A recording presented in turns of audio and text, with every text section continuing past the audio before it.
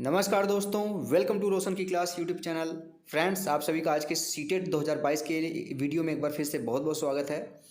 आज की वीडियो में हम देखेंगे एरिक एरिक्सन के बारे में। यहाँ पे मैं आप लोगों को बताऊंगा। क्लास 10th है और एरिक एरिक्सन के ऊपर आप लोगों को 1 से 2 नंबर का 100% आपके सीटेट के एग्जाम में देखने को मिलता है क्वेश्चन। तो ध्यानपूर्वक देखिएगा। 10 से 15 मिनट की वीडियो होगी, उसको ध्यानपूर्वक अगर देख लेते हैं आप लोग तो आप लोगों का 1 से 2 नंबर 100% पक्का हो जाएगा। और वीडियो अच्छी लगे वीडियो देखने के बाद तो आप लोग वीडियो को लाइक ज़रूर किया करिए, रिक्वेस्ट है। और आप लोगों से कि अगर आप लोग डेली बेसिस पे सीटेट 2022 की बिल्कुल फ्री तैयारी करना चाहते हैं तो रोशन की क्लास यूट्यूब चैनल से जुड़ सकते हैं। बिल्कुल फ्री है। नीचे लाल कलर का सब्सक्राइब बटन, उस पर क्लिक करके सब्सक्राइब कर सकते हैं। साथ ही साथ बेल आइकन को दबा के रख सकते हैं। ठीक है दोस्तों, चलिए शुरू करते हैं आज की वीडियो। सबसे पहले जैसा कि मैं आप लोगों को बेसिक बताता हूँ, किसी भी टॉपिक पे पढ़ाता हूँ तो सबसे पहले बेसिक बताता हूँ 1 मिनट के अंदर, उसके बाद टॉपिक पे ले चलता हूँ। तो एरिक एरिक्सन जो थे, इनका नाम था जो बचपन का एरिक सलोमेंसन था। उनको एरिक एरिक्सन के नाम से भी जाना जाता है, जो हम लोग जानते हैं। इनका जन्म हुआ था 15 जून 1902 को जर्मनी के फ्रैंकफर्ट में। यानी कि आपसे अगर पूछता है पहला नंबर का आपका यूपी टेट का जो बेसिक क्वेश्चन होता है कि किस देश में हुआ था, तो जर्मनी में हुआ था, 1902 में हुआ था। ठीक है, तो ये चीज़ हो गई। और वे एक अहम आधारित यानी कि ईगो सेंट्रिक मनोवैज्ञानिक थे, जिन्होंने विकास का सबसे लोकप्रिय और प्रभावशाली सिद्धांत दिया था। हालांकि सिद्धांत सिगमंड फ्रायड के काम से प्रभावित था, मगर एरिक एरिक्सन का सिद्धांत मनोवैज्ञानिक विकास के बजाय मनोलैंगिक विकास के सिद्धांत पर केंद्रित था। जो आपका सिगमंड फ्रायड का जो सिद्धांत था वो मनोवैज्ञानिक विकास के सिद्धांत पर आधारित था, लेकिन जो एरिक एरिक्सन का जो सिद्धांत था वो मनोलैंगिक सिद्धांत पर आधारित था। तो जो 1-2 क्वेश्चन नंबर के क्वेश्चन आ सकते थे इस स्लाइड से, मैंने आप लोगों को बता दिया है। अब सबसे यहाँ पे इंपॉर्टेंट जो स्लाइड आने वाली वो ये है, जिससे आपके क्वेश्चन भर भर के आते हैं। तो सबसे पहले एरिक एरिक्सन का जो सिद्धांत इन्होंने दिया था उसका नाम था मनोसामाजिक सिद्धांत। पहला ये क्वेश्चन हो गया कि एरिक्सन ने कौन सा सिद्धांत दिया था, तो मनोसामाजिक सिद्धांत नाम है इनका, जिस सिद्धांत को इन्होंने दिया था। उसके बाद ये टेबल आप लोग ध्यान से देखिएगा, चाहे स्क्रीनशॉट ले लीजिए चाहे याद कर लीजिए आप लोग। ये टेबल आपको अगर याद हो गई तो पूरी वीडियो का निचोड़ इसी टेबल में है। ठीक है, टेबल में क्या है, चरण टोटल होते हैं। इन्होंने जो चरण दिया था वो 8 चरण दिया था। एरिक्सन ने मनोसामाजिक यहाँ पे सिद्धांत का 8 चरण दिया था, जिसको इन्होंने अलग अलग एज ग्रुप के लिए हिसाब से बांटा था। पहला जो एज ग्रुप था वो था 0 से 1.5 साल। ठीक है, कहीं कहीं आपको 2 साल भी देखने को मिलेगा, लेकिन जो एग्जैक्ट है वो 0 से 1.5 साल है। और ये आपका विश्वास बनाम अविश्वास होता है। मनोसामाजिक जो संकट होता है इसको कहते हैं विश्वास बनाम अविश्वास। इसका मूल गुण क्या होता है, आशा। मूल गुण भी याद रखिएगा, किस उम्र के लोगों के लिए ये होता है ये याद रखिएगा। और मनोसामाजिक जो संकट है जैसे विश्वास बनाम अविश्वास, ये भी याद रखिएगा। अब धीरे धीरे मैं बताऊंगा तो आप लोगों को एक बार याद ही हो जाएगा। दूसरा है यहाँ पे स्वायत्तता बनाम शर्म। इसमें क्या है मूल गुण, मर्जी।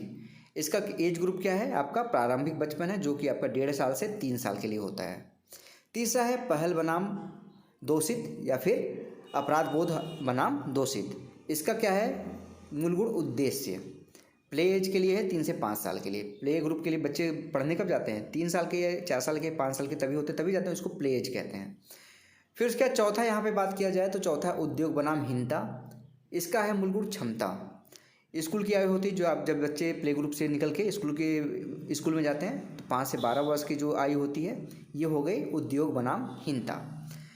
अगला है 5वां, यहाँ पे देखेंगे अहम पहचान बनाम भूमिका भ्रम। सत्य के प्रति निष्ठा यहाँ पे है मूल गुण। और ये आपका किशोरावस्था जो होती है 12 साल से 18 साल, ये इसके एज ग्रुप के बच्चों के साथ होती है। अहम पहचान यानी कि वो पहचान बनाने चाहते हैं और इसी पहचान बनाने में उनको भ्रम भी होता है। 6वां है घनिष्ठता बनाम अलगाव। ये इसका मूल गुण है प्रेम। युवा वयस्क जो होते हैं, प्रेम किसको होता है, जो युवा होते हैं। किशोरावस्था में शुरू होता है, लेकिन चीज़ें जो नेचुरल होती हैं वो आपका 18 से 35 वर्ष की आयु ग्रुप के बच्चों को होती हैं। युवा वयस्क जो होते हैं, मूल गुण है इसका प्रेम। और इसका जो मनोसामाजिक संकट था ये घनिष्ठता बनाम अलगाव था। 7वां है उत्पादकता बनाम ठहराव। इसका मूल गुण है देखभाल। इसका उम्र है वयस्क जो होते हैं 35 साल से लेकर 65 साल के बच्चे कह रहा हूँ, 35 साल से लेके 65 साल के जो वयस्क होते हैं। कहीं कहीं पे ये 40 साल दिखेगा, लेकिन 35 साल से ही आपका स्टार्ट हो जाता है। जो एग्जैक्ट है 35 साल से लेकर 65 साल के लिए लोगों के लिए है ये। और 8वां है अहंकार अखंडता बनाम निराशा। ये हो इसका है आपका मूल गुण बुद्धिमत्ता, परिपक्वता होती है जब 65 साल से आपका ऊपर जाते हैं, और मृत्यु जीवन पर्यंत ही आपका चलता रहता है 65 साल से ऊपर के लोगों के लिए। तो ये स्लाइड जरूर याद करिएगा, इसी को अब मैं आगे एक्सप्लेन करूँगा। पहला यहाँ पे आप देखेंगे विश्वास बनाम अविश्वास क्या है, इसको यहाँ पे मैं बताऊँगा आप लोगों को। पहले मैं पढ़ूँगा, उसके बाद आपको एक्सप्लेन करूँगा, जिससे आप लोगों को दोनों चीज़ समझ में आ जाए। विश्वास बनाम अविश्वास यानी कि ट्रस्ट वर्सेस मिसट्रस्ट। बच्चों को अपने माता पिता को देखकर उचित स्नेह व प्रेम मिलता है, जो उनमें विश्वास का भाव विकसित करता है। तथा जब माता पिता बच्चों को रोते बिलखते चिल्लाते छोड़ देते हैं तो उनका विश्वास टूट जाता है, जिसको मिसट्रस्ट कहते हैं, जो उनके अंदर मिसट्रस्ट की भावना, अविश्वास की भावना को विकास करता है। तो यहाँ पे इसका मतलब ये है, इसको आप फिगर से समझिए। यहाँ पे जो ये फिगर देखिए लिखा दिया गया है, ये बच्ची है, इसको आपने उछाला ऊपर, ठीक है। तो बच्चों को अगर आप उछालते हैं तो देखेंगे कुछ बच्चे खुश होते हैं, कुछ बच्चे चिल्लाते हैं, कुछ बच्चे रोते हैं। तो ये क्यों होता है? इसलिए होता है कि उन बच्चों को आपके ऊपर ट्रस्ट है, जाहिर सी बात है, तो वो खुश रहेंगे। कुछ बच्चे हैं जिनको आपके ऊपर ट्रस्ट नहीं है तो वो रोएंगे। तो यहाँ पे ये पता चलता है कि जब बच्चे हैं, छोटे हैं, ये किस एज के लिए था? 0 से आपका 1.5 साल के लिए, ठीक है, 1.5 ईयर के लिए था ये, ठीक है। तो यहाँ पे क्या होता है, छोटे बच्चे होते हैं, बच्चों को अगर आप अच्छा स्नेह देंगे, प्रेम देंगे, तो वो उनके अंदर क्या होगा, विश्वास जागृत होगा। लेकिन अगर उनको आप डांटेंगे, प्रेम नहीं देंगे, तो उनके अंदर क्या विकास होगा, अविश्वास विकसित होगा। तो ये हो गया आपका विश्वास बनाम अविश्वास क्या है। दूसरा क्या है, स्वायत्तता बनाम शर्म, यानी कि ऑटोनॉमी वर्सेस सेम। इस अवस्था में बालक अपने आप भोजन करना, कपड़े पहनना इत्यादि पर दूसरों पर निर्भर रहना नहीं चाहता, वह स्वतंत्र रूप से कार्य करना चाहते हैं। दूसरी तरफ बहुत सख्त माता पिता जो बच्चों को साधारण कार्य करने के लिए भी डांटते हैं तथा उनकी क्षमता पर शक करते हैं, जिससे कारण बच्चों के अंदर क्या होता है, लज्जा यानी कि सेम वो महसूस करते हैं। तो यहाँ पे देखिए, जैसे फिगर से समझेंगे, ये बच्चा क्या है, सॉक्स पहन रहा है, मोजे पहन रहा है यहाँ पे। तो मोजे पहन रहा है, तो कुछ माता पिता ऐसे होते हैं जो इनको छूट देंगे, यहाँ पहन लो पहन लो। और कुछ बच्चे ऐसे होंगे जिनके माता पिता क्या होंगे, कोई भी छोटा छोटा काम करना होगा तो उसको डांटेंगे कि नहीं कर पाओगे। तो क्या होगा, बच्चे को अपनी क्षमताओं पर भरोसा नहीं रहेगा, अपने ऊपर वो शक करेगा, जिससे वो क्या होगा, उसके अंदर लज्जा का यानी कि सेम का उसके अंदर विकास होगा। इसको क्या कहते हैं, स्वायत्तता बनाम स्वयं। स्वायत्तता का मतलब होता है स्वयं से काम करना। जब स्वयं से काम करेगा तो उसको अगर स्नेह मिलेगा, माता पिता की तरफ से प्रोत्साहन मिलेगा, तो वो और भी ज़्यादा मोटिवेट होगा। लेकिन अगर डांट पड़ेगी काम करने में तो उसको अंदर से शर्म आएगी, ठीक है। ये हो गया स्वायत्तता बनाम सेम। तीसरा है पहल बनाम दोषित, यानी कि इनिशिएटिव वर्सेस गिल्ट। यह बच्चों का प्राक स्कूल वर्ष यानी कि प्री स्कूल ईयर था। आपको मैंने बताया था कि आपका 3 से लेकर 5 साल के बच्चे जो होते हैं, तथा ये अवधि बालक की पूर्व आरंभिक बाल्यावस्था भी होती है। माता पिता बच्चों को जिंदगी के सभी क्षेत्रों में नए नए खोज करने की प्रेरणा देते हैं, तो इन्हें पहल की संज्ञा देते हैं। और जब माता पिता पहल करने पर उनकी आलोचना दंड देते हैं, तो बच्चों में दोष भाव का विकास हो जाता है, या फिर दोष भाव उत्पन्न हो जाता है। जैसे कोई बच्चा है, कोई कार्य कर रहा है, यहाँ पे देखिए, यहाँ पे ये बॉक्स यहाँ पे एक के ऊपर एक रख रहा है। अगर वो माता पिता को की तरफ से उनको डांट नहीं पड़ेगी, उसको मोटिवेट करेंगे आप कि हाँ ये कर लोगे तुम, इस तरीके से, तो क्या होगा, छोटे बच्चे हैं, पूर्व बाल्यावस्था में हैं, तो क्या होगा, वो मोटिवेट होंगे और क्या होगा, अपने उनको प्रेरणा मिलेगी। प्रेरणा मिलेगी तो क्या करेंगे, कोई कार्य करने से पहले वो खुद पहल करेंगे, ठीक है। लेकिन जब आप उनको कार्य करने के बाद डांटेंगे, उनको यहाँ पे मोटिवेट ना करके डीमोटिवेट करेंगे, तो क्या होगा, उनके अंदर दोषिता यानी कि गिल्ट का विकास हो जाएगा। ये फिगर भी आपको वही चीज़ दिखा रहा है। अगला यहाँ पे उद्योग बनाम हीनता। सबसे ज़्यादा कन्फ्यूजन इसी में बच्चों को होता है, इसलिए ध्यान से देखिएगा। उद्योग बनाम हीनता से बच्चे ये कन्फ्यूज हो जाते हैं, उद्योग तो वही बच्चा करेगा जो बड़ा हो जाएगा। लेकिन यहाँ पे उद्योग बनाम हीनता यानी कि इंडस्ट्री वर्सेज इन्फीरियोरिटी यहाँ पे है, जो उसको समझने की ज़रूरत है। पहले मैं पढ़ूंगा, आपको फिर समझाऊंगा। इस अवधि को उत्तर बाल्यावस्था भी कहा जाता है, जब बालकों को पहल से उत्पन्न नई अनुभूतियाँ मिलती। जैसे आपने इसके पहले क्या किया, पहल किया था, तो बच्चों को आपने मोटिवेट किया, तो उनको क्या हुआ, नई चीज़ें सीखने को मिली, नई अनुभूतियाँ मिली। तब वह अपनी ऊर्जा को नए ज्ञान अर्जित करने में लगा। जब उनको मोटिवेट करेंगे, आप कोई कार्य कर रहा है बच्चा, उसको मोटिवेट करेंगे कि हाँ बहुत अच्छा किए हो, तो वो क्या होगा, आगे चल के और मोटिवेट होगा और भी नई नई चीज़ों को सीखने के लिए वो अपनी ऊर्जा खर्च करेगा। इसे परिश्रम की संज्ञा दी गई, जिसको उद्योग से जोड़ा गया है। यहाँ पे परिश्रम को उद्योग से जोड़ा गया है। अगर इस पहल को प्रोत्साहित नहीं किया जाता है, यदि माता पिता या शिक्षक द्वारा इसे प्रतिबंधित कर दिया जाता है, जैसे कोई पहल किया, टीचर के सामने आपने कोई जवाब दिया, टीचर ने आपको डांट दिया, अच्छे से नहीं समझाया वो, कि हो सकता है टीचर कोई क्वेश्चन पूछ रहा है तो बच्चे उसका आंसर ना दे पाएँ, हो सकता है गलत ही आंसर दे। तो ऐसा नहीं करना चाहिए कि उनको डांट दिया जाए, उनको रोक दिया जाए एकदम। कुछ टीचर होते हैं, जैसे बच्चों को देखेंगे, कुछ बच्चों का ऐसा बिहेवियर बन गया होता है कि वो सही भी आंसर देते हैं तो टीचर सोचता है कि ये तो गलत ही आंसर देगा। तो ऐसा कभी भी प्रतिबंधित नहीं होना चाहिए, पूर्व धारणा किसी के लिए नहीं यहाँ पे अपना बना के रखना चाहिए। हमेशा उनको प्रोत्साहित करिए, उनको मोटिवेट करिए। तो यहाँ पे अगर उनको प्रतिबंधित किया जाएगा तो क्या होगा, बच्चों को अपनी क्षमताओं पे संदेश होना शुरू हो जाएगा, इसलिए वो अपनी यहाँ पे संभावित क्षमता तक पहुँच ही नहीं पाएंगे। अगर आप बच्चे के ऊपर संदेह ही करते रह जाएंगे तो उसको खुद ही लगेगा कि यार मैं ये काम कर ही नहीं पाऊँगा। तो इसी को क्या कहते हैं, उद्योग बनाम हीनता कहते हैं। जैसे यहाँ पे देखिए क्लास में बच्चे हैं, वो यहाँ पे हाथ ऐसे स्टैंड करके क्वेश्चन का आंसर देने के लिए यहाँ पे आगे आते हैं, लेकिन कुछ बच्चे क्या होते हैं, आता भी रहता है तो भी आप हाथ अपना खड़ा नहीं करते हैं। तो ये चीज़ें होती हैं आपकी उद्योग बनाम हीनता में। 5 से 12 वर्ष के जो बच्चे होते हैं उनके लिए होती है। 5वां है अहम पहचान बनाम भूमिका संभ्रांति, यानी कि ego identity versus role confusion. यह किशोरावस्था का काल है, 12 से 18 वर्ष की आयु के बच्चों के लिए होता है। किशोरों को बहुत सारी नई भूमिकाएं और वयस्क स्थितियों का सामना करना पड़ता है। वो वयस्कता की तरफ भी बढ़ रहे होते हैं, 12 से 18 साल के जो बच्चे होते हैं। और नई वो अब स्कूल से निकल के छोटे स्कूल से निकल के 8th से निकल के वो अब जाते हैं 9, 10th, 11, 12 की तरफ।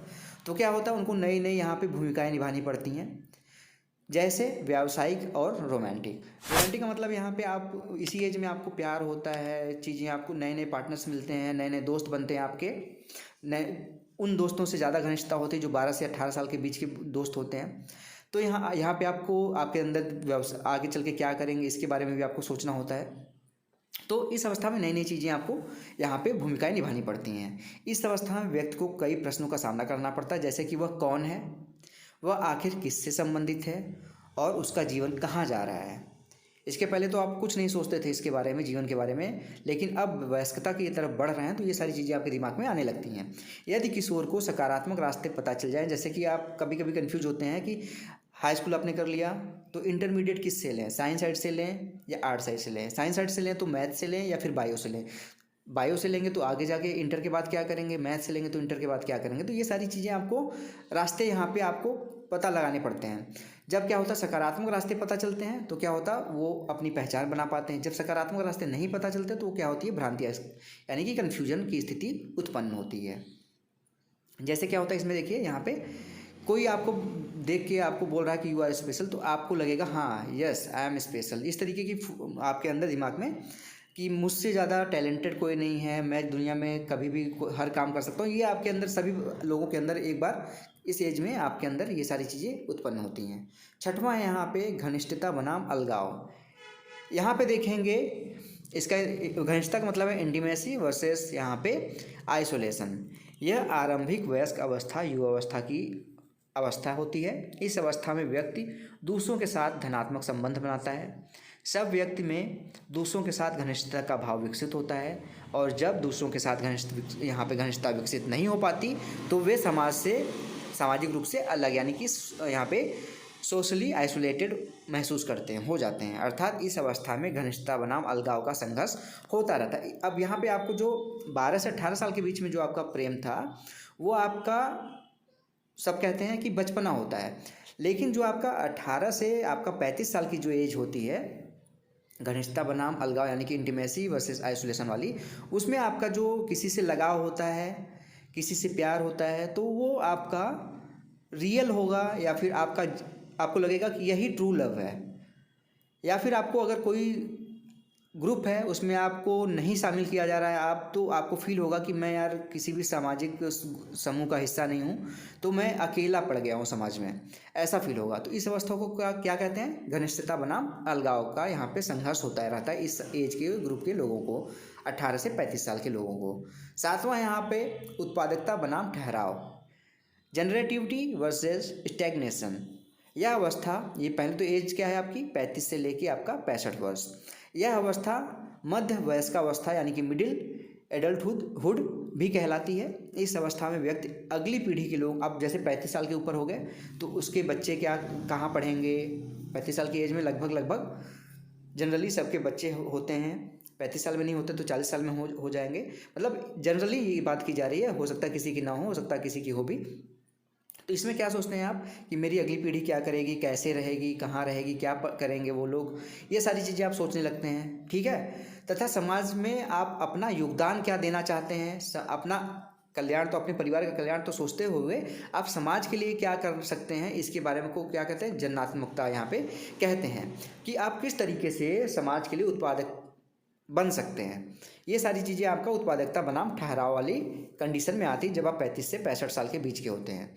लेकिन जब यहाँ पे व्यक्ति जो है वो जनात्मकता का यहाँ पे चिंता उत्पन्न नहीं होती, जैसे कि क्या होगा कि वो बस सिर्फ अपने परिवार के बारे में सोचता रह गया, समाज के बारे में कोई भी चीज़ नहीं, समाज जो भी करना है करे, उसके बारे में आपके अंदर कोई भी विचार विकसित नहीं हुआ, तो उसमें क्या होगा, आप स्थिर हो जाएंगे। मतलब आप अपने परिवार को लेके ही बस फिक्स हो जाएंगे, हाँ जितना कर लिया वो बहुत है।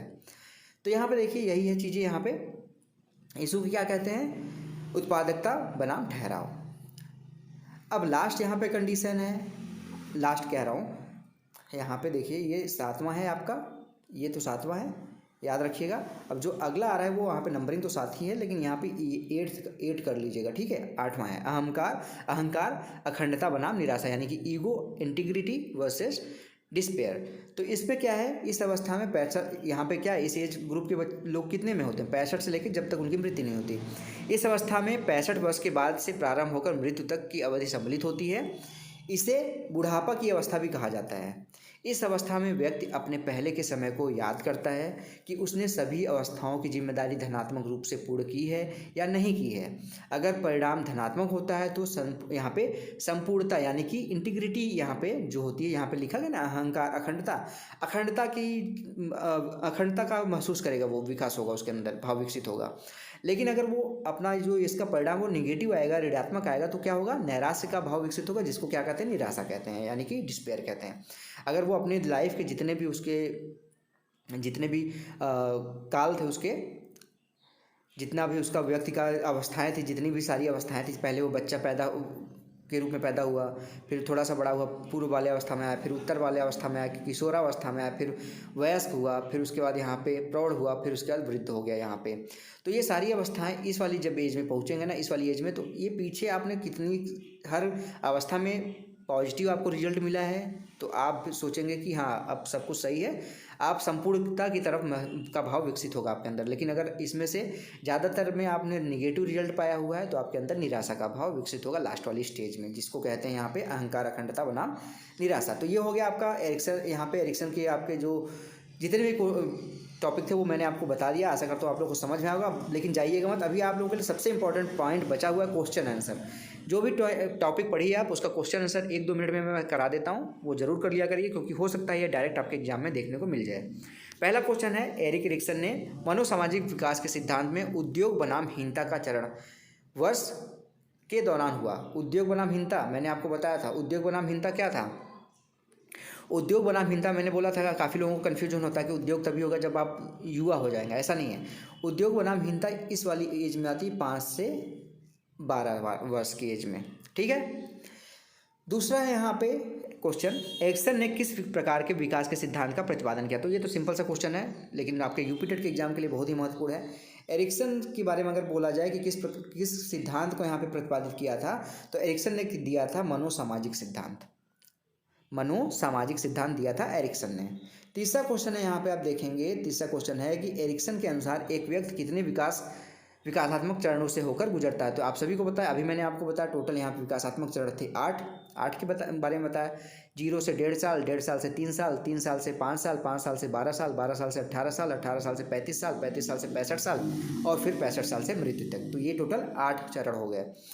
अगला क्वेश्चन है यहाँ पे चौथा, एरिक्सन के अनुसार आशा नामक सद्गुण इस मनोसामाजिक महत्वपूर्ण यहाँ पे स्थिति होगा, यहाँ पे सिटी की जगह स्थिति होगा, स्थिति में उत्पन्न होता है। तो किस में होता है, आशा, जो मैंने बताया था मूल गुण था, आशा पहला ही था, यानी कि पहला क्या होता है, विश्वास बनाम अविश्वास। जब बच्चों को उनके माता पिता से स्नेह मिलता है तो उनके अंदर विश्वास जगता है, जब स्नेह नहीं मिलता तो अविश्वास की उत्पत्ति होती है। 5वां क्वेश्चन है, बालक के विकास की कौन सी अवस्था में अहम बनाम भूमिका द्वंद्व का प्रसार होता है। तो अहम बनाम यहाँ पे द्वंद्व का, यहाँ पे भूमिका द्वंद्व का प्रसार किस में होता है, किशोरावस्था में होता है, ठीक है। जब किशोर होता है आपका आपका 12 से 18 साल, तो उसमें आपको अहम बनाम भूमिका द्वंद्व का प्रसार होता है। छठवां क्वेश्चन है, कौन से आयु समूह के लिए एरिक्सन ने विकास की अवस्था प्रस्तावित की है? कौन से आयु ग्रुप के लिए की थी? क्या जन्म से लेके बाल्यावस्था तक के लिए की थी, या फिर जन्म से लेके युवावस्था के लिए की थी, जन्म से लेके किशोरावस्था तक के लिए की थी? तो यहाँ पे इस क्वेश्चन का आंसर होगा पहला, जन्म से लेकर मृत्यु तक के लिए इन्होंने विकास की अवस्थाएं बताई थी। 0 से लेकर 65 साल से ऊपर जब तक मृत्यु नहीं होती तब के लिए इन्होंने विकास की अवस्थाएं बताई थी। ए ऑप्शन हो जाएगा इसका। सातवां देखिए क्वेश्चन, डायरेक्ट क्वेश्चन पूछ लेता है, आइडेंटिटी क्राइसिस शब्द का प्रयोग किसने किया था? तो आइडेंटिटी क्राइसिस शब्द है, याद रखिएगा, आइडेंटिटी क्राइसिस एरिक्सन ने किया था इस शब्द का प्रयोग सबसे पहले। और आज की वीडियो का लास्ट क्वेश्चन है, किस अवस्था में बालक में प्रेम नामक मनोसामाजिक गुण विकसित होता है? तो प्रेम का जो विकास होता है वो घनिष्ठता बनाम अलगाव में होता है शुरुआत। तो दोस्तों ये थी आज की वीडियो। ऐसे ही डेली बेसिस पे वीडियो देखने के लिए रोशन की क्लास यूट्यूब चैनल को सब्सक्राइब कर लीजिए, साथ ही साथ बेल आइकन को दबाना मत भूलिए। और वीडियो अच्छी लगी हो तो प्लीज़ वीडियो को लाइक करिएगा, और सीटेट, यूपीटेट और सुपर टेट की तैयारी करने के लिए रोशन की क्लास यूट्यूब चैनल से जुड़ जाइए। बिल्कुल फ्री सब्सक्राइब बटन पर क्लिक करके सब्सक्राइब करके बेल आइकन दबा के रखिए। तो फ्रेंड्स मिलते हैं नेक्स्ट वीडियो में, तब तक के लिए आप सभी का बहुत बहुत धन्यवाद। जय हिंद, वंदे मातरम।